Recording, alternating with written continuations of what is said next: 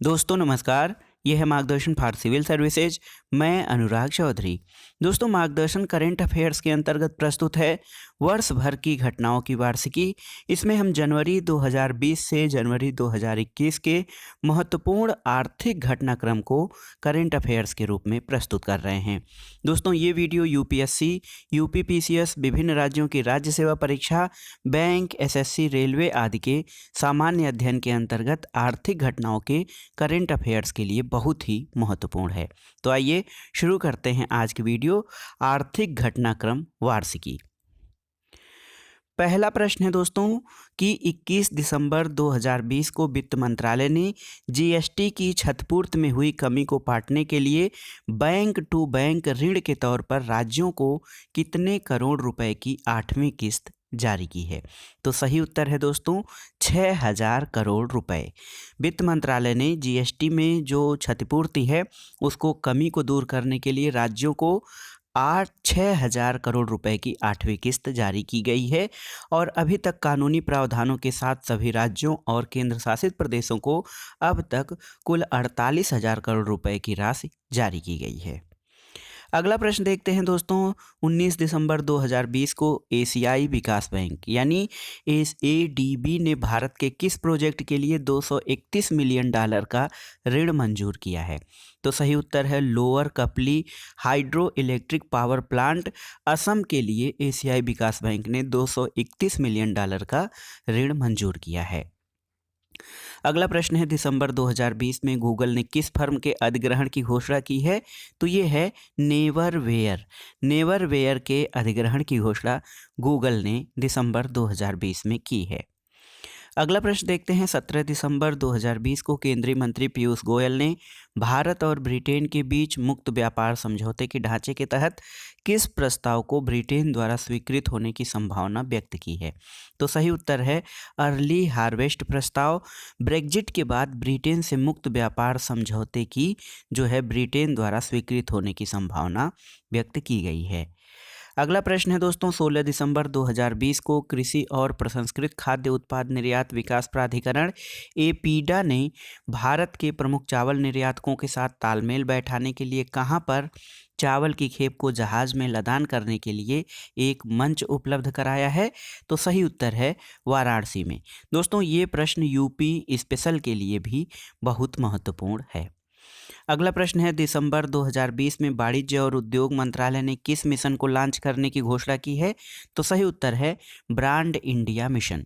दोस्तों, brand India mission का मुख्य उद्देश्य स्थानीय उत्पादन को बढ़ावा देना है और ब्रांड इंडिया पहल भारत में उत्पादित सामानों को टैग प्रदान करेगी और यह मिशन शुरू में टायर और रबर उद्योग पर केंद्रित होगा, बाद में इसका विस्तार अन्य उत्पादों पर भी किया जाएगा।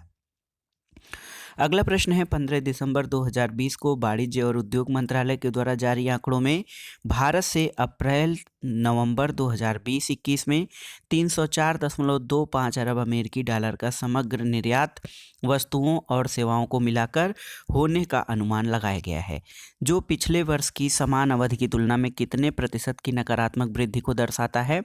तो 2020-21 में जो निर्यात हुआ है समग्र निर्यात, ये -14.03 यानी -14.03% की ऋणात्मक वृद्धि या नकारात्मक वृद्धि को दर्शाता है। अप्रैल से नवंबर 2020-21 में भारत का विदेशी व्यापार, इसमें समग्र निर्यात 304.25 अरब अमेरिकी डॉलर, समग्र आयात 290.66 अरब अमेरिकी डॉलर और व्यापार अधिशेष जो है दोस्तों ये 13.59 अरब अमेरिकी डॉलर रहा है। अगला प्रश्न है, 12 दिसंबर 2020 को बॉम्बे स्टॉक एक्सचेंज ने कृषि वस्तुओं के लिए कौन सा इलेक्ट्रॉनिक स्पॉट मार्केट प्लेटफॉर्म शुरू किया है। तो सही उत्तर है बीएससी। बॉम्बे स्टॉक एक्सचेंज ने बीईएएम यानी बीम जो है ये इलेक्ट्रॉनिक स्पॉट मार्केट प्लेटफॉर्म है, जिसका अर्थ है दोस्तों बीएससी ई एग्रीकल्चर मार्केट लिमिटेड। अगला प्रश्न है, 12 दिसंबर 2020 को आयात निर्यात बैंक यानी एक्जिम बैंक ने भारत सरकार की सहमति से उज्बेकिस्तान में कितने मिलियन डॉलर की लाइन ऑफ क्रेडिट का विस्तार किया है। तो सही उत्तर है 448 मिलियन डॉलर।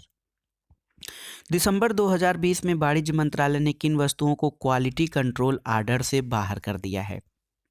सही उत्तर है हस्तशिल्प और जीआई टैग खिलौनों को वाणिज्य मंत्रालय ने क्वालिटी कंट्रोल आर्डर से बाहर किया है। अगला प्रश्न है 11 दिसंबर 2020 को जारी वित्त मंत्रालय की विज्ञप्ति के अनुसार emergency credit line guarantee scheme के तहत 81 लाख खातों को बैंकों के द्वारा कितना ऋण उपलब्ध कराया गया है? तो सही उत्तर है दोस्तों 2,05,563 रुपए का ऋण जो है emergency credit line guarantee scheme के तहत उपलब्ध कराया गया है। अगला प्रश्न है 11 दिसंबर 2020 को पोस्ट ऑफिस सेविंग बैंक धारकों के लिए कितना न्यूनतम बैलेंस रखना अनिवार्य किया गया है? तो पोस्ट ऑफिस बचत खाता बैंक धारकों के लिए 500 रुपये का न्यूनतम बैलेंस अनिवार्य किया गया है। अगला प्रश्न है दोस्तों 19 दिसंबर 2020 को आरबीआई की घोषणा के अनुसार किस तिथि से रियल टाइम ग्रास सेटलमेंट यानी आरटीजीएस 24/7 उपलब्ध रहेगा?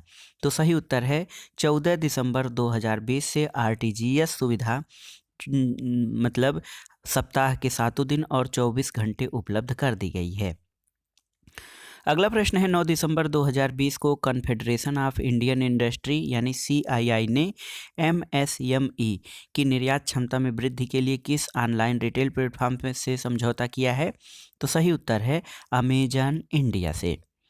अगला प्रश्न देखते हैं 9 दिसंबर 2020 को केंद्रीय मंत्रिमंडल ने भारत के किस संस्थान को लग्जमबर्ग के साथ क्रॉस बॉर्डर प्रतिभूति नियमन के लिए अपनी सहमति प्रदान की है?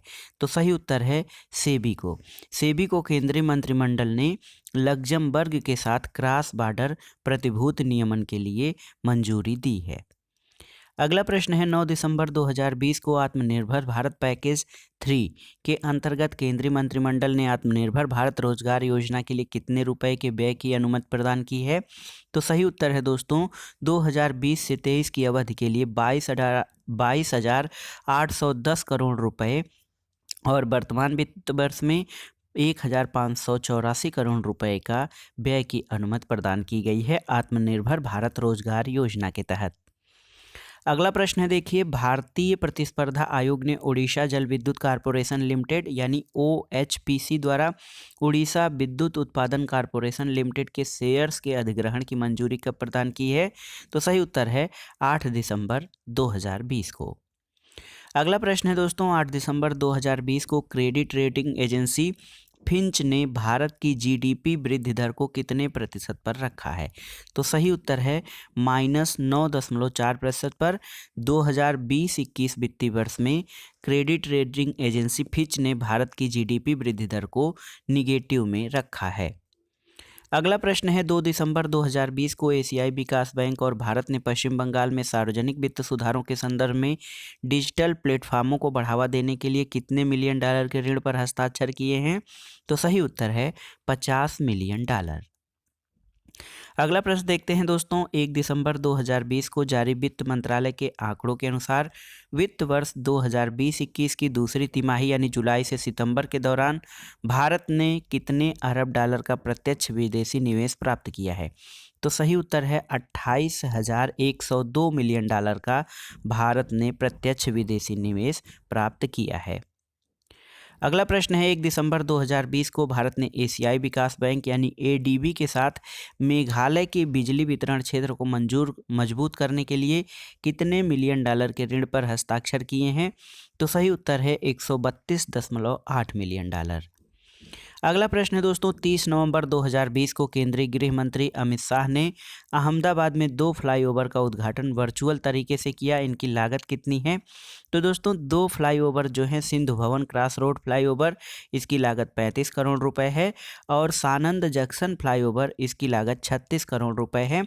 कुल 71 करोड़ रुपए लागत है जिसका कि उद्घाटन केंद्रीय वित्त मंत्री ने अहमदाबाद में वर्चुअल तरीके से 2 फ्लाईओवर का उद्घाटन किया है। अगला प्रश्न है 28 नवंबर 2020 को पंजाब राज्य ने जीएसटी के अनुपालन में हुई क्षति को पूरा करने के लिए विकल्प 1 का चुनाव किया है। इससे पंजाब राज्य को राजस्व में हुई क्षति को पूरा करने के लिए वित्त मंत्रालय कितने रुपए की सहायता देगा? तो सही उत्तर है 8,359 करोड़ रुपए की।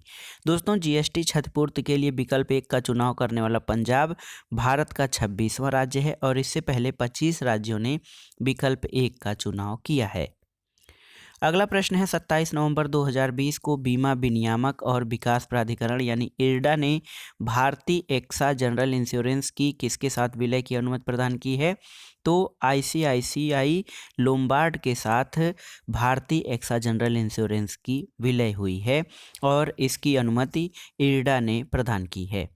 अगला प्रश्न है 24 नवंबर 2020 को नरेंद्र सिंह तोमर ने पंजाब के फगवाड़ा में वर्चुअल तरीके से मेगा फूड पार्क का उद्घाटन किया। इस मेगा फूड पार्क की लागत कितनी है? तो सही उत्तर है 107.83 करोड़ रुपए इस मेगा फूड की लागत है। दोस्तों, देश में कुल 37 मेगा फूड पार्क बनाए जाएंगे, जिसमें से वर्तमान में 20 मेगा फूड पार्क कार्यरत हैं। अगला प्रश्न है 25 नवंबर 2020 को उत्तर प्रदेश सरकार ने प्रदेश में इस्मा यानी इसेंशियल सर्विस मेंटेनेंस एक्ट को पुनः कितने महीनों के लिए लागू किया है? तो ये है दोस्तों, उत्तर प्रदेश सरकार ने 6 महीनों के लिए इस्मा कानून को लागू किया है। इसके पूर्व उत्तर प्रदेश सरकार ने 22 मई 2020 को 6 माह के लिए इस्मा लगाया था। अगला प्रश्न है दोस्तों, 25 नवंबर 2020 को केंद्रीय मंत्रिमंडल ने राष्ट्रीय अवसंरचना निवेश कोष के ऋण मंच में कितने रुपए देने की घोषणा की है?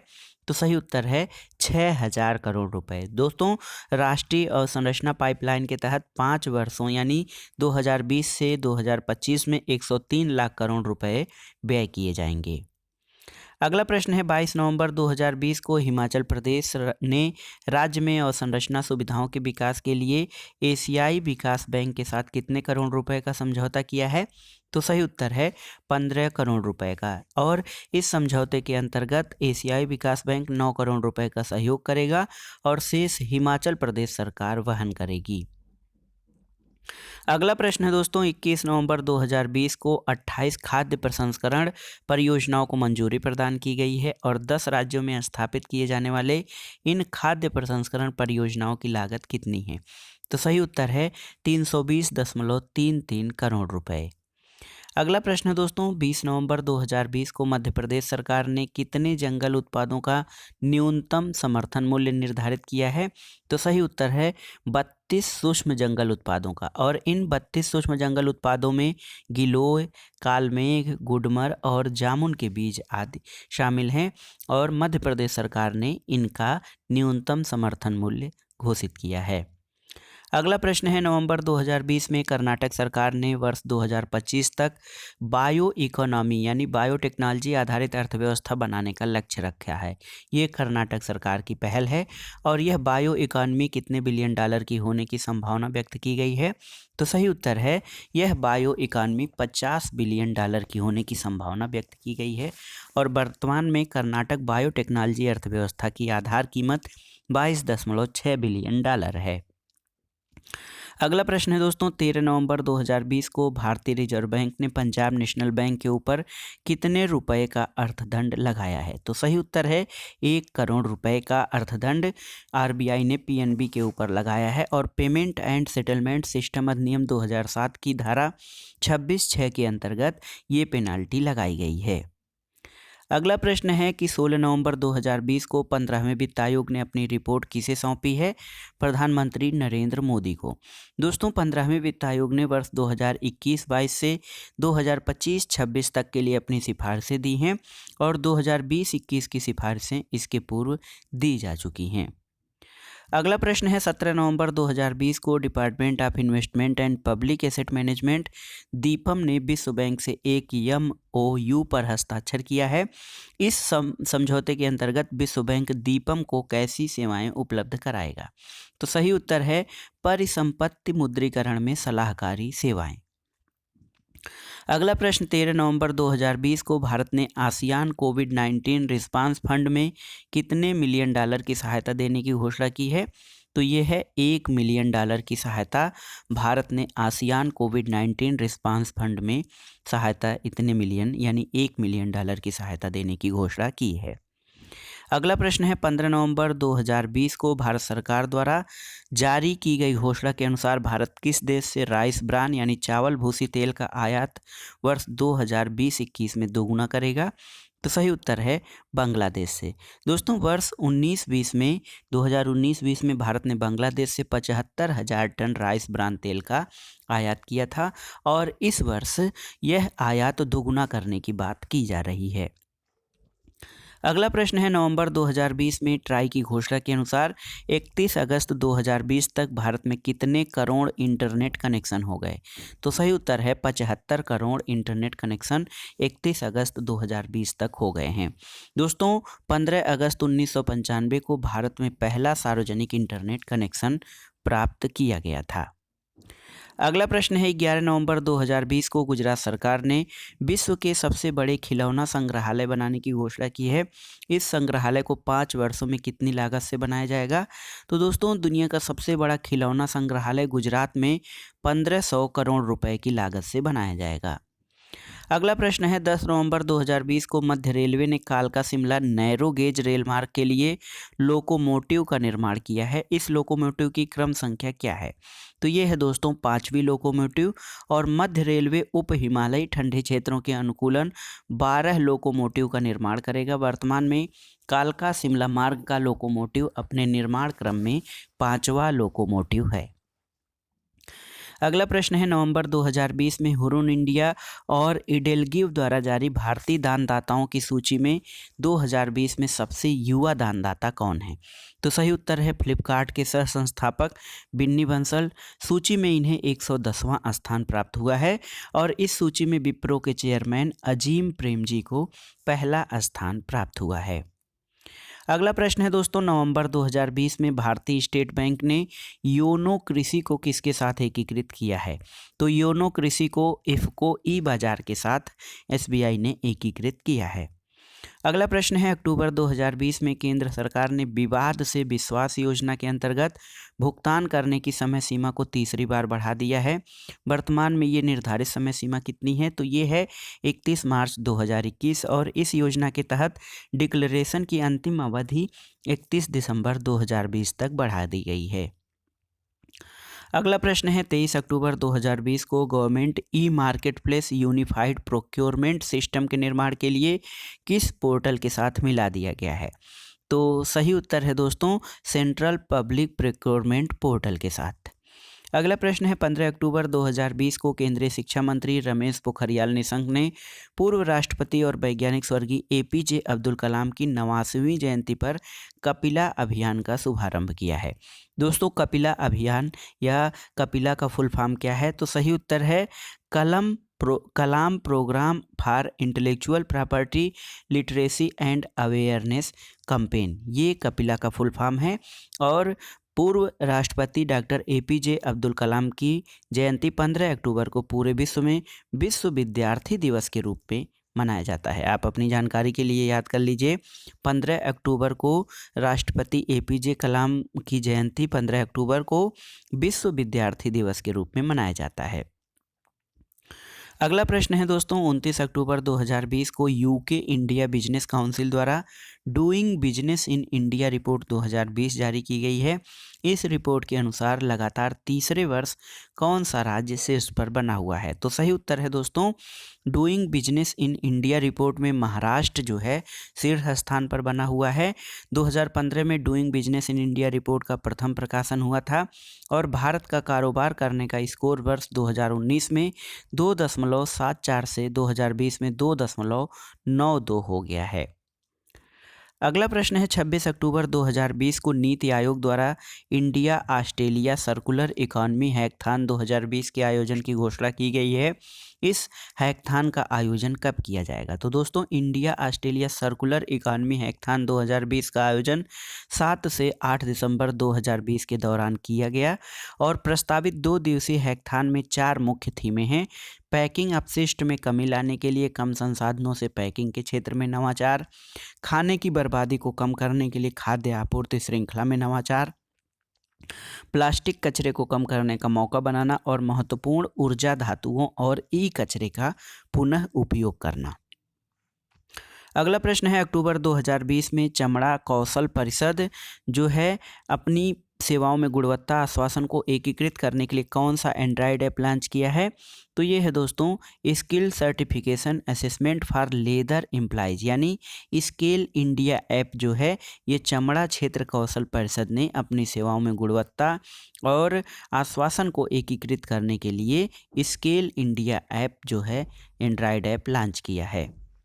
अगला प्रश्न है, 16 अक्टूबर 2020 को विदेश व्यापार महानिदेशालय द्वारा जारी अधिसूचना में सैनिटाइजर के निर्यात से रोक हटा दी गई है और यह रोक किस कारण के सैनिटाइजर पर, किस प्रकार के सैनिटाइजर पर थी?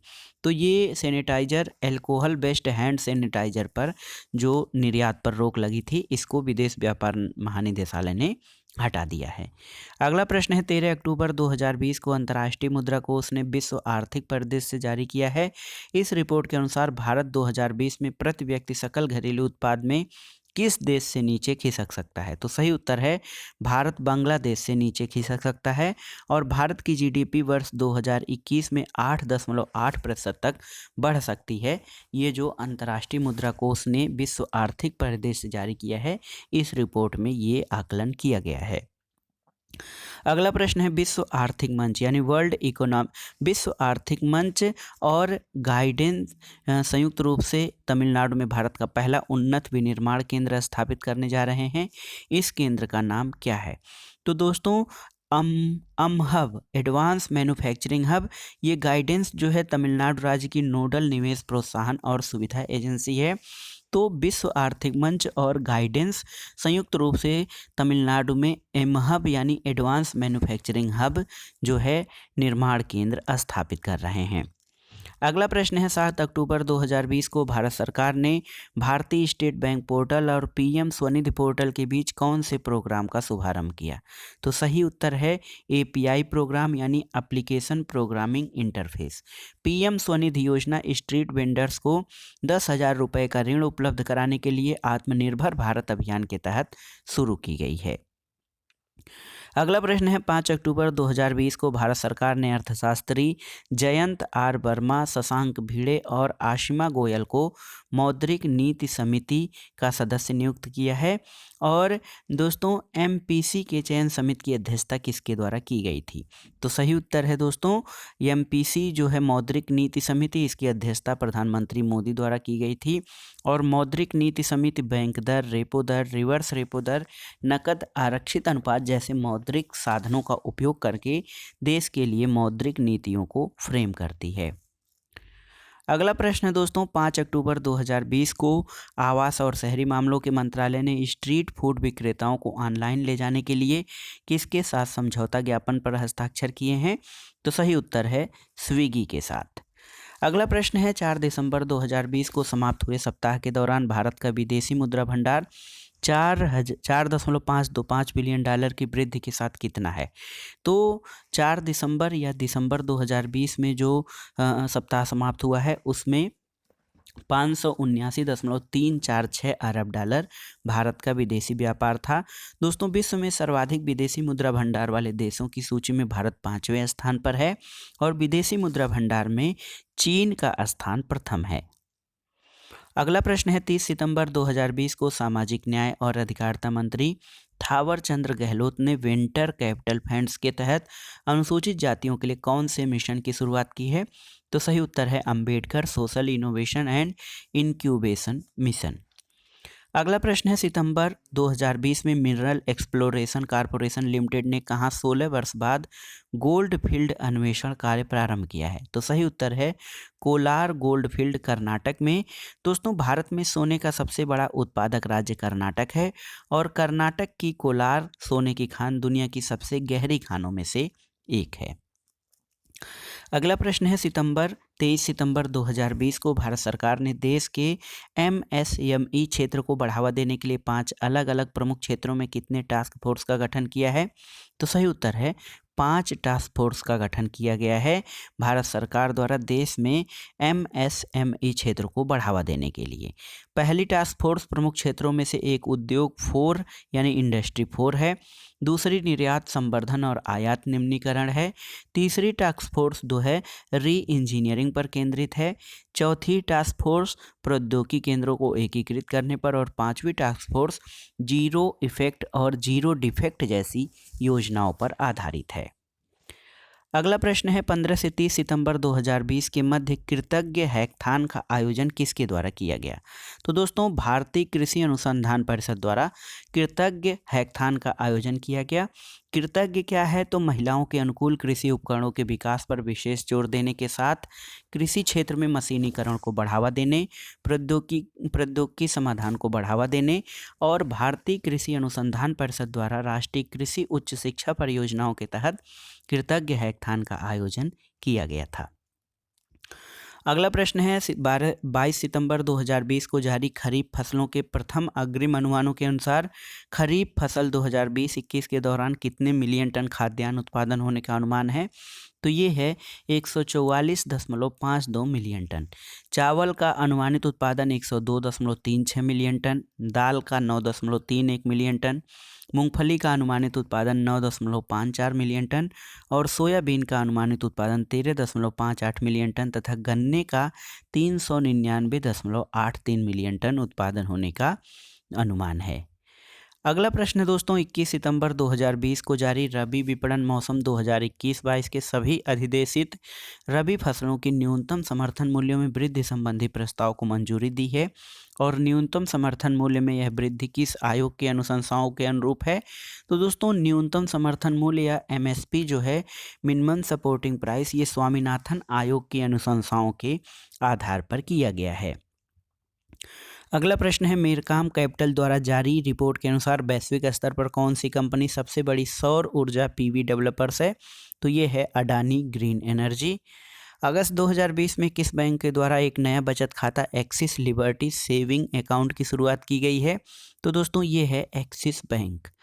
अगला प्रश्न है 25 अगस्त 2020 को जारी RBI की वार्षिक रिपोर्ट के अनुसार भारत की वास्तविक सकल घरेलू उत्पाद वर्ष 2019-20 में गिरकर कितनी हो गई है?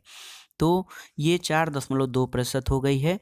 सकल घरेलू बचत वर्ष 2018-19 में 29.7% रही थी।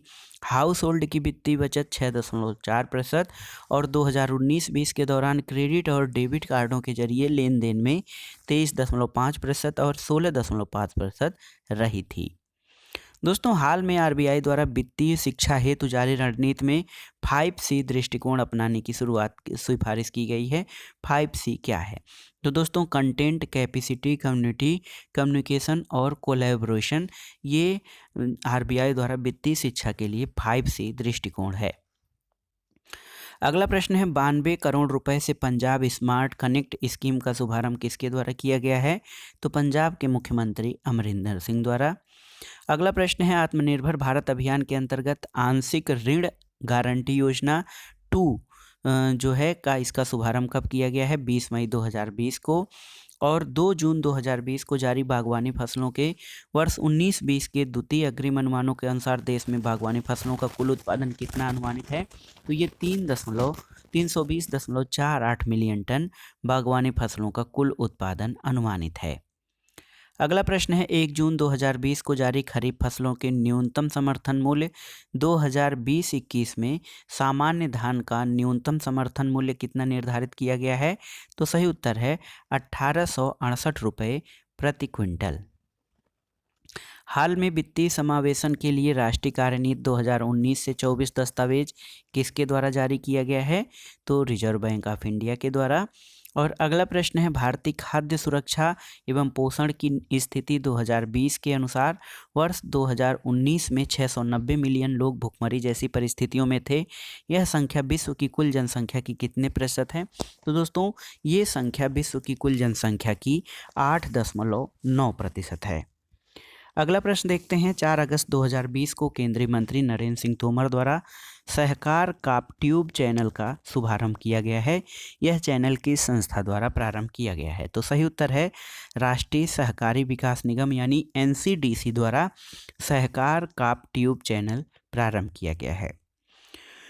अगला प्रश्न है 6 अगस्त 2020 को भारतीय रिजर्व बैंक के गवर्नर शशिकांत दास की अध्यक्षता में मौद्रिक नीति समिति ने मौद्रिक नीति वक्तव्य 2020-24 जारी किया है।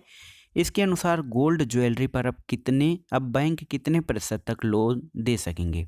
तो सही उत्तर है गोल्ड ज्वेलरी पर बैंक 90% तक लोन दे सकेंगे। अगला प्रश्न है जुलाई 2020 में एग्री कमोडिटी में विकल्प अनुबंधों को लॉन्च करने वाला देश का पहला और सबसे बड़ा एक्सचेंज कौन सा है? तो NCDEX एक्सचेंज एग्री कमोडिटी में विकल्प अनुबंधों को लॉन्च करने वाला सबसे बड़ा एक्सचेंज है। अगला प्रश्न है दोस्तों जुलाई 2020 में किस मंत्रालय द्वारा निवेश मंजूरी सेल की स्थापना की घोषणा की गई है? तो ये नागर विमानन मंत्रालय द्वारा। आवर्ती भुगतान यानी रिकरिंग पेमेंट के लिए UPI ऑटो पे सुविधा किसके द्वारा प्रारंभ की गई है? तो सही उत्तर है भारतीय राष्ट्रीय भुगतान निगम NPCI द्वारा रिकरिंग पेमेंट के लिए UPI ऑटो पे सुविधा प्रारंभ की गई है। अगला प्रश्न है जुलाई 2020 में प्रधानमंत्री की अध्यक्षता वाले कैबिनेट द्वारा 3 सामान्य बीमा company oriental insurance company, national insurance company और यूनाइटेड इंडिया इंश्योरेंस कंपनी पर कुल कितने करोड़ रुपए की पूंजी उपलब्ध कराने की मंजूरी प्रदान की गई है? तो सही उत्तर है दोस्तों 12,450 करोड़ रुपए। अगला प्रश्न है जून 2020 में जारी आंकड़ों के अनुसार भारत की विदेशी ऋण में बहुपक्षीय और द्विपक्षीय ऋणों का योगदान कितना है? तो सही उत्तर है विदेशी ऋण में बहुपक्षीय ऋणों का योगदान $60 बिलियन और द्विपक्षीय ऋण $27.2 बिलियन हैं। अगला प्रश्न है गूगल द्वारा अगले 5-7 वर्षों में भारत में कुल 75,000 करोड़ रुपए का निवेश किस फंड के तहत किया जाएगा? तो सही उत्तर है Google for India digitalisation fund के तहत। अगला प्रश्न है आर्थिक मामलों की मंत्रिमंडलीय समिति ने विपणन वर्ष 2020-21 के लिए सभी अनिवार्य खरीफ फसलों के लिए न्यूनतम समर्थन मूल्य को मंजूरी दी है और इसके तहत धान का न्यूनतम समर्थन मूल्य कितना निर्धारित किया गया है? तो ये है 1868 रुपये प्रति क्विंटल सामान्य धान का न्यूनतम समर्थन मूल्य। अगला प्रश्न है 29 मई 2020 को फोर्ब्स के द्वारा विश्व के 100 उच्चतम भुगतान प्राप्त करने वाले एथलीटों की सूची 2020 जारी की गई है और इस सूची में किस खिलाड़ी को शीर्ष स्थान प्राप्त हुआ है?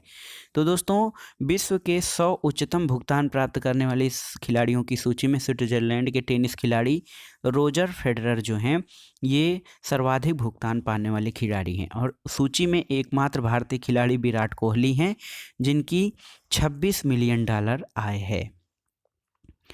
अगला प्रश्न है 17 मई 2020 को केंद्रीय वित्त मंत्री निर्मला सीतारमण ने आत्मनिर्भर भारत अभियान के तहत 7 सेक्टरों में सरकारी सुविधाओं और सहायक उपायों की घोषणा की है। इसके तहत रोजगार को बढ़ावा देने के लिए मनरेगा के लिए आवंटन में कितने हजार करोड़ रुपए की वृद्धि हुई है? तो सही उत्तर है 40,000 करोड़ रुपए। अगला प्रश्न है दोस्तों 16 मई 2020 को केंद्रीय वित्त मंत्री निर्मला सीतारमण ने आत्मनिर्भर भारत अभियान के तहत 8 सेक्टरों में ढांचागत सुधार के लिए प्रमुख घोषणा की है। इसके तहत स्वचालित मार्ग के जरिए रक्षा विनिर्माण में FDI की सीमा 49% से बढ़ाकर कितने प्रतिशत कर दी गई है? तो सही उत्तर है 74%। अगला प्रश्न है दोस्तों मई 2020 में किस राज्य के मुख्यमंत्री ने लाख की खेती को कृषि गतिविधि घोषित करने से संबंधित वन विभाग के प्रस्ताव को मंजूरी प्रदान की है? तो ये है छत्तीसगढ़ राज्य। अगला प्रश्न है कि 15 मई 2020 को कृषि सहकारिता और किसान कल्याण विभाग ने वर्ष 2019-20 के लिए प्रमुख फसलों के उत्पादन का तीसरा अग्रिम अनुमान जारी किया है। इसके अनुसार देश में कुल खाद्यान्न उत्पादन कितने मिलियन टन तक होने का अनुमान है? तो सही उत्तर है दोस्तों 295.76 मिलियन टन कुल खाद्यान्न उत्पादन होने का अनुमान है। अगला प्रश्न है कि 6 मई 2020 को प्रतिष्ठित पत्रिका फोर्ब्स ने भारत के 100 सबसे अमीर व्यक्तियों की सूची जारी की है। इस सूची में शीर्ष स्थान किसे प्राप्त हुआ है? तो सही उत्तर है रिलायंस इंडस्ट्रीज लिमिटेड के अध्यक्ष मुकेश अंबानी फोर्ब्स द्वारा जारी भारत के 100 सबसे अमीर व्यक्तियों की सूची में पहले स्थान पर, गौतम अडानी दूसरे स्थान पर, हिंदुजा ब्रदर्स तीसरे स्थान पर, पलोनजी मिस्त्री चौथे और उदय कोटक 5वें स्थान पर हैं। अगला प्रश्न है, अप्रैल 2020 में किस आईटी क्षेत्र की प्रमुख भारतीय कंपनी इसराइल की पूरी तरह से डिजिटल बैंक लॉन्च करेंगी? तो ये है दोस्तों टाटा कंसल्टेंसी सर्विस, टीसीएस जो है ये इसराइल की पहली पूरी तरह से डिजिटल बैंक लॉन्च करेंगी। अगला प्रश्न है, 18 अप्रैल 2020 को केंद्र सरकार ने कोविड-19 महामारी के कारण भारतीय कंपनियों के अवसरवादी अधिग्रहण को रोकने के लिए मौजूदा एफडीआई नीति में संशोधन किया है और इसके तहत कौन से देशों के निकाय भारत सरकार की मंजूरी के बिना निवेश नहीं कर सकते हैं? तो भारत के साथ सीमा साझा करने वाले सभी देश जो हैं ये भारत सरकार की मंजूरी के बिना निवेश नहीं कर सकते हैं। अगला प्रश्न है दोस्तों, जून 2020 में अंतर्राष्ट्रीय मुद्रा कोष यानी आईएमएफ द्वारा जारी वर्ल्ड इकोनॉमिक आउटलुक 2020 अपडेट के अनुसार वर्ष 2020 में भारत की वृद्धि दर कितने प्रतिशत आकलित की गई है? तो सही उत्तर है -4.5%। अगला प्रश्न है, अप्रैल 2020 में विश्व बैंक के अनुसार कोविड-19 महामारी से प्रभावित भारत की जीडीपी वित्त वर्ष में 2020-21 में कितने प्रतिशत रहने का अनुमान है? तो वर्ल्ड बैंक द्वारा जारी जो अनुमान है उसमें भारत की जीडीपी 1.5 से 2.8% रहने का अनुमान है। अगला प्रश्न है दोस्तों, अप्रैल 2020 में मनीला स्थित एशियन डेवलपमेंट बैंक यानी एशियाई विकास बैंक ने कोविड-19 महामारी के विरुद्ध लड़ने के लिए भारत को कितने बिलियन डॉलर का सहयोग पैकेज देने का आश्वासन दिया है? तो सही उत्तर है 2.2 बिलियन डॉलर का। अगला प्रश्न है, अप्रैल 2020 में जारी संयुक्त राष्ट्र की रिपोर्ट एशिया और प्रशांत का आर्थिक और सामाजिक सर्वेक्षण 2020 संवहनीय अर्थव्यवस्थाओं की ओर के अनुसार वित्त वर्ष 2020-21 के दौरान भारत की वृद्धि दर कितने प्रतिशत रहने का अनुमान है? तो सही उत्तर है 4.8%। अगला प्रश्न है दोस्तों, 7 अप्रैल 2020 को अरबपतियों की 34वीं वार्षिक फोर्ब्स सूची 2020 जारी की गई और इस वर्ष की सूची में विश्व के सर्वाधिक धनी व्यक्ति का खिताब किसे मिला है? तो सही उत्तर है अमेजन के प्रमुख जेफ बेजोस दुनिया के सबसे धनी व्यक्ति हैं और इस सूची में सर्वाधिक अमीर भारतीय मुकेश अंबानी 21वें स्थान पर हैं जिनकी संपत्ति 36.8 बिलियन डॉलर है। अगला प्रश्न है दोस्तों, 3 अप्रैल 2020 को एशियाई विकास बैंक ने अपनी वार्षिक रिपोर्ट एशियाई विकास परिदृश्य 2020 जारी की है। इस रिपोर्ट में भारत की जीडीपी वृद्धि दर कितने प्रतिशत रहने का अनुमान है? तो अनुमान जो है ये 4% 2020 में भारत की जीडीपी दर रहने का अनुमान एडीबी यानी एशियाई विकास बैंक ने लगाया है। अगला प्रश्न है, 2 अप्रैल 2020 को विश्व बैंक ने कोविड-19 से मुकाबला करने के लिए कितने अरब डॉलर की आपातकालीन सहायता मंजूर की है? तो सही उत्तर है 1 अरब डॉलर। अगला प्रश्न है, 30 मार्च 2020 को एशियाई विकास बैंक ने भारतीय ढांचागत क्षेत्र में कितने करोड़ डॉलर के निवेश की घोषणा की है? तो सही उत्तर है 10 करोड़ डॉलर। अगला प्रश्न है दोस्तों, 1 फरवरी 2020 को वित्त मंत्री निर्मला सीतारमण द्वारा वित्त वर्ष 2020-21 के लिए कुल कितने करोड़ रुपए का बजट पेश किया गया था? तो सही उत्तर है दोस्तों 3,42,230 करोड़ रुपए का बजट वित्त वर्ष 2020-21 में प्रस्तुत किया गया था। अगला प्रश्न है दोस्तों, बजट अनुमान 2020-21 के अनुसार कुल प्राप्तियों में राजस्व और पूंजीगत प्राप्तियों का अंश कितने प्रतिशत है? तो सही उत्तर है 66.43% जो है राजस्व प्राप्तियां हैं और 33.57% पूंजीगत प्राप्तियां हैं। अगला प्रश्न है, बजट अनुमान 2020-21 के अनुसार कुल व्ययों में से राजस्व और पूंजी खाते पर क्रमशः कितने प्रतिशत व्यय अनुमानित है? तो क्रमशः 86.46% और 13.54% जो है राजस्व और पूंजी खाते पर व्यय अनुमानित है। अगला प्रश्न है, बजट 2020-21 के 3 महत्वपूर्ण विषय क्या हैं? महत्वाकांक्षी भारत, सभी के लिए आर्थिक विकास और संरक्षित समाज। ये बजट 2020-21 के 3 महत्वपूर्ण घटक हैं। अगला प्रश्न है, वर्ष 2025 तक दुग्ध प्रसंस्करण क्षमता कितने मिलियन टन करने का लक्ष्य है? तो ये है 108 मिलियन टन। अगला प्रश्न है, किस वर्ष तक भारत के पास विश्व की कार्यशील आयु वर्ग की सबसे बड़ी आबादी होगी? तो वर्ष 2030 तक। और बजट 2020-21 में शिक्षा क्षेत्र और कौशल विकास के लिए कितने करोड़ रुपए का बजट प्रस्तावित है? तो दोस्तों 2020-21 के बजट में 99,300 करोड़ रुपए का शिक्षा बजट और 3,000 करोड़ रुपए का कौशल विकास बजट प्रस्तावित है।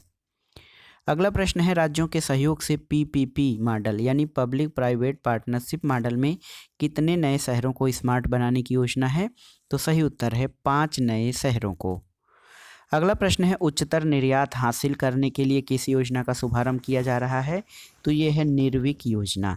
ये निर्यात ऋण, उच्चतर निर्यात ऋण हासिल करने के लिए निर्विक योजना का शुभारंभ किया गया है। अगला प्रश्न है, सरकार द्वारा अगले 5 वर्षों में बुनियादी ढांचे पर निवेश के लिए प्रारंभ की गई राष्ट्रीय अवसंरचना पाइपलाइन पर कितने करोड़ रुपए निवेश किए जाएंगे? तो सही उत्तर है दोस्तों 103 लाख करोड़ रुपए। बजट अनुमान 2020-21 के अनुसार कुल कितने किलोमीटर लंबाई की रेल लाइनों का विद्युतीकरण करने का लक्ष्य रखा गया है? तो ये है 27,000 किलोमीटर। और 2020-21 में परिवहन अवसंरचना हेतु कुल कितने करोड़ रुपए का बजट प्रस्तावित है? तो 1.70 लाख करोड़ रुपए का बजट परिवहन अवसंरचना के लिए प्रस्तावित है। अगला प्रश्न है दोस्तों, वर्ष 2020-21 के लिए विद्युत और नवीकरणीय ऊर्जा के लिए कितने करोड़ रुपए देने का प्रस्ताव था? तो ये था 22,000 करोड़ रुपए। और स्थानिक संग्रहालय वाले प्रतिमान स्थलों के रूप में 5 पुरातत्व स्थलों का विकास किया जाएगा। ये कौन है? तो राखीगढ़ी हरियाणा, हस्तिनापुर उत्तर प्रदेश, शिव सागर असम, धौलावीरा गुजरात और आदिचन्नलूर तमिलनाडु। ये स्थानिक संग्रहालय वाले 5 प्रतिमान स्थलों के रूप में 5 पुरास्थल को संरक्षित करने का जो है विकास है, ये पांचों इस प्रकार से हैं: राखीगढ़ी, हस्तिनापुर, शिवसागर, धौलावीरा और आदिलचल्लनूर।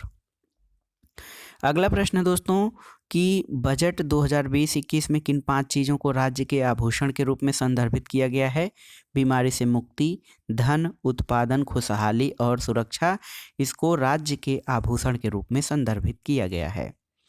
अगला प्रश्न है, बैंक में प्रत्येक जमाकर्ता के लिए जमा राशि का बीमा दायरा जो वर्तमान में 1 लाख रुपए था, उसे बढ़ाकर प्रति जमाकर्ता कितना रुपए किए जाने की अनुमति प्रदान की गई है? तो सही उत्तर है, ये जो दायरा है जमा राशि का बीमा दायरा 5 लाख रुपए कर दिया गया है। अगला प्रश्न है दोस्तों, आर्थिक समीक्षा 2019-20 के अनुसार वर्ष 2019 में भारतीय अर्थव्यवस्था का जीडीपी के संदर्भ में कौन सा स्थान है? तो ये भारतीय अर्थव्यवस्था 5वीं सबसे बड़ी अर्थव्यवस्था है। 2024-25 तक भारतीय अर्थव्यवस्था को कितने ट्रिलियन डॉलर की अर्थव्यवस्था बनाने का लक्ष्य है? तो सही उत्तर है 5 ट्रिलियन डॉलर की। और जीडीपी के संदर्भ में वर्ष 2055 तक भारतीय अर्थव्यवस्था किस स्थान पर रहेगी? 2055 तक जीडीपी के संदर्भ में भारत की अर्थव्यवस्था दुनिया की तीसरी बड़ी अर्थव्यवस्था हो जाएगी। अगला प्रश्न है, उद्यमिता के विश्व बैंक के आंकड़ों के अनुसार भारत नई फर्मों के निर्माण के संदर्भ में विश्व में किस स्थान पर है? तो ये तीसरे स्थान पर है। और भारत के किस क्षेत्र में उद्यमिता निर्माण न्यूनतम है? तो पूर्वी क्षेत्र में उद्यमिता निर्माण न्यूनतम है। अगला प्रश्न है, आर्थिक समीक्षा 2019-20 के अनुसार वैश्विक विकास वर्ष 2017 में 3.8% और 2018 में 3.6% रही है। 2019 में यह कितने प्रतिशत अनुमानित है? तो ये 2.9% अनुमानित है वैश्विक विकास वर्ष। अगला प्रश्न है दोस्तों, आर्थिक समीक्षा 2019-20 के अनुसार वर्ष 2019 में भारतीय अर्थव्यवस्था का आकार कितने ट्रिलियन का अनुमानित है? तो 2.9 ट्रिलियन डॉलर 2019 में भारतीय अर्थव्यवस्था का आकार अनुमानित है। 2019 में भारतीय अर्थव्यवस्था विश्व की 5वीं बड़ी अर्थव्यवस्था होने का अनुमान है। इससे बड़ी 4 अर्थव्यवस्थाएं कौन सी हैं? तो अमेरिका, चीन, जापान और जर्मनी भारत से बड़ी 4 बड़ी अर्थव्यवस्थाएं हैं। अगला प्रश्न है, 10 जनवरी 2020 को किस संस्था ने वित्तीय समावेशन के लिए राष्ट्रीय कार्यनीति 2019-2024 जारी किया है? तो ये है भारतीय रिजर्व बैंक ने। और 8 जनवरी 2020 को जारी भारत में ई कॉमर्स पर बाजार अध्ययन महत्वपूर्ण निष्कर्ष और अवलोकन रिपोर्ट के अनुसार विश्व में ई कॉमर्स क्षेत्र में सर्वाधिक तेज वार्षिक वृद्धि दर किस देश की है? तो ई कॉमर्स में सर्वाधिक तेज वार्षिक वृद्धि दर भारत की है, ये लगभग 51% है। अगला प्रश्न है, जनवरी 2020 में जारी राष्ट्रीय आय के प्रथम अग्रिम अनुमानों के अनुसार स्थिर और वर्तमान कीमतों पर सर्वाधिक वृद्धि दर किन देशों में दर्ज की गई है? तो ये दोस्तों लोक प्रशासन, रक्षा और सेवाओं में क्रमशः 9.1 और 14.6% वर्तमान कीमतों पर सर्वाधिक वृद्धि दर्ज की गई है। अगला प्रश्न बहुत ही महत्वपूर्ण है। ऊर्जा दक्ष आवास कार्यक्रम जो है इंडो जर्मन डेवलपमेंट कोऑपरेशन का हिस्सा है और ये किसके द्वारा निर्देशित होता है? तो ये दोस्तों 2030 सतत विकास एजेंडे द्वारा निर्देशित होता है। अगला प्रश्न है दोस्तों, दिसंबर 2019 में किस राज्य में पहले विशेष आर्थिक क्षेत्र यानी SEZ की स्थापना के संदर्भ में अधिसूचना जारी की गई है? तो त्रिपुरा में राज्य का पहला विशेष आर्थिक क्षेत्र जारी किया जा रहा है, खोला जा रहा है। अगला प्रश्न है, भारतीय रिजर्व बैंक के गवर्नर द्वारा दृष्टिबाधित लोगों की सहायता के लिए कौन सा ऐप लॉन्च किया गया है? तो ये है मड़ी application, mobile aided note identifier application. अगला प्रश्न है, भारत का पहला कारपोरेट बांड ETF कौन सा है? तो Bharat bond exchange traded fund, ETF जो है Bharat bond exchange traded fund जो है ये भारत का पहला कारपोरेट बांड ETF है। अगला प्रश्न है, 1 जनवरी 2020 से कितने डिग्री सेल्सियस पर रूम एयर कंडीशन में तापमान की डिफ़ॉल्ट सेटिंग सुनिश्चित की गई है? तो ये दोस्तों 24 डिग्री सेल्सियस है। अब इससे नीचे तापमान रूम एयर कंडीशनर में नहीं होगा।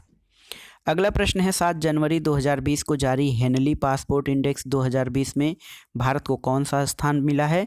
तो ये भारत को 84वां स्थान मिला है हेनली पासपोर्ट इंडेक्स 2020 में, जबकि जापान शीर्ष स्थान पर और इस सूची में सिंगापुर का दूसरा स्थान है। अगला प्रश्न है, the Indian railway institute of financial management की स्थापना कहाँ की जाएगी? तो इसका उत्तर है दोस्तों हैदराबाद में the Indian railway institute of financial management की स्थापना की जाएगी। अगला प्रश्न है, नवंबर 2019 में अमेजन द्वारा लॉन्च किया गया प्रोजेक्ट जीरो क्या है? तो नकली सामान की बिक्री पर रोक लगाने के लिए एक पहल है अमेजन द्वारा प्रोजेक्ट जीरो। अगला प्रश्न है दोस्तों, अगला प्रश्न देखते हैं, 15 अक्टूबर 2019 को कौन सी एयरलाइन यात्रियों के साथ विमान को टैक्सी बोट के माध्यम से रनवे पर लाने वाली दुनिया की पहली एयरलाइन बन गई है? तो ये है एयर इंडिया। इसका विमान A320 जो है ये टैक्सी बोट के माध्यम से रनवे पर लाने वाली दुनिया की पहली एयरलाइन बनी है। अगला प्रश्न, और आर्थिक घटनाओं की वार्षिकी का जो है ये आखिरी प्रश्न है। भारत द्वारा प्रस्तावित वर्ष 2023 को अंतर्राष्ट्रीय खाद्य और कृषि संगठन द्वारा किस वर्ष के रूप में मनाया जाएगा?